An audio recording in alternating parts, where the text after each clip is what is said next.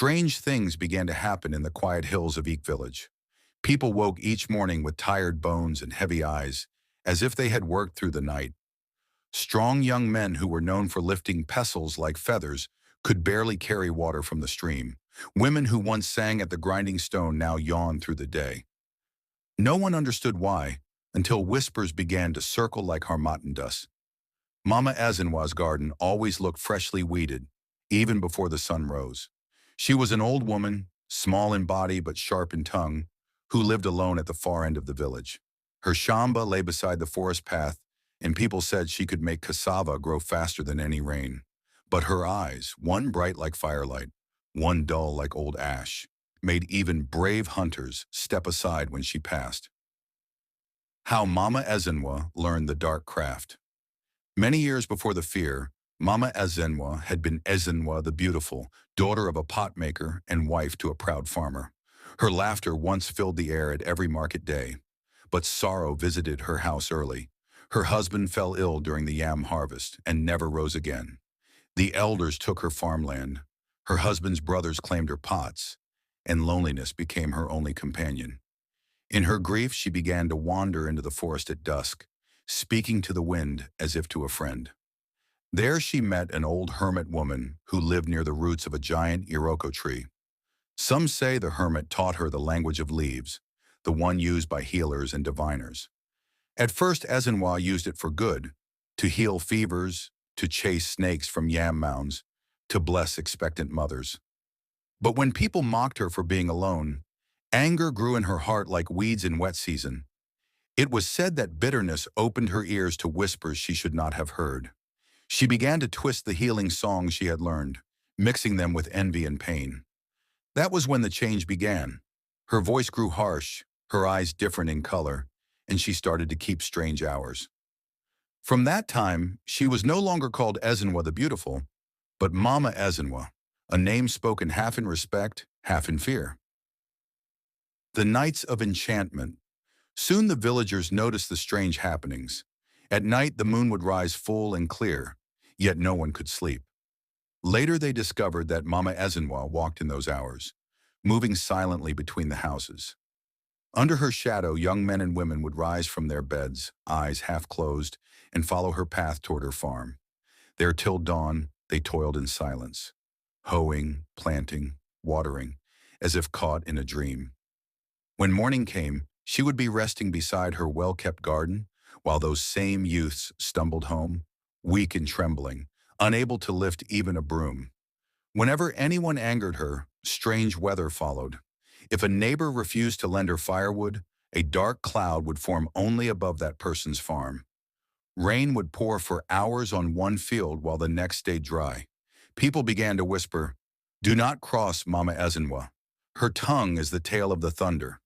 The elders called her for questioning, but she smiled gently and said, "I am only an old woman who loves her garden. If it rains for me, perhaps the sky pities my loneliness."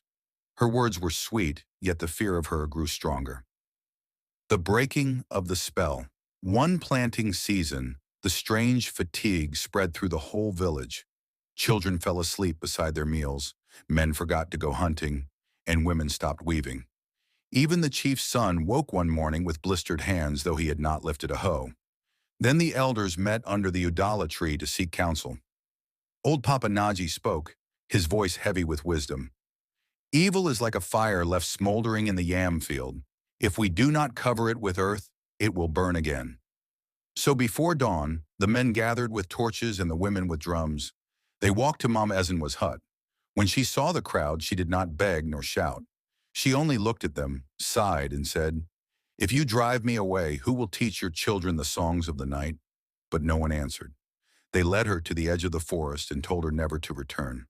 That night, for the first time in many moons, everyone in Eke Village slept peacefully.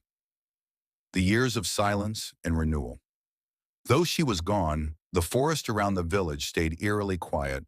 Hunters said the animals avoided the place. Palm wine tappers heard whispers in the trees.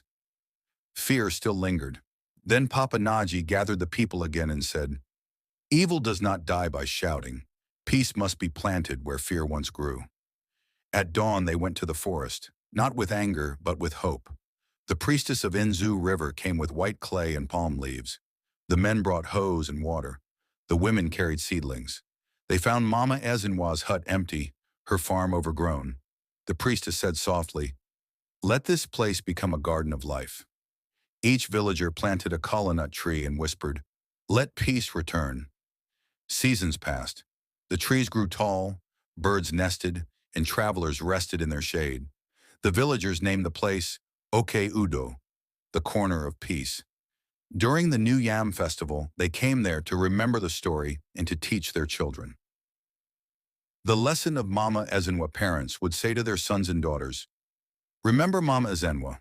Remember how pain can twist the heart if kindness does not guide it. When you are wronged, do not let bitterness teach you its language." And they would recite the old proverbs, Oju adigi erindu, ogologo oge. Evil does not live long. Ihe ekuru nelu osisi, ekuru nokpuruya. What is said on the branch is heard at the root. Ihe onya matara, ona erikwe ya. Whatever one does will one day return to him. Years later, when the wind rustled through the coconut grove, some said it sounded like a woman's laughter, soft, peaceful, forgiven. The elders would smile and say, "Perhaps Mama Ezenwa has found rest at last." And so, my child, that is the tale of Mama Ezenwa of Eke Village. A story that warns and comforts, teaching that light and darkness are twins, but the one we feed is the one that grows. Tufiakwa to the path of wickedness, and blessings to the path of peace.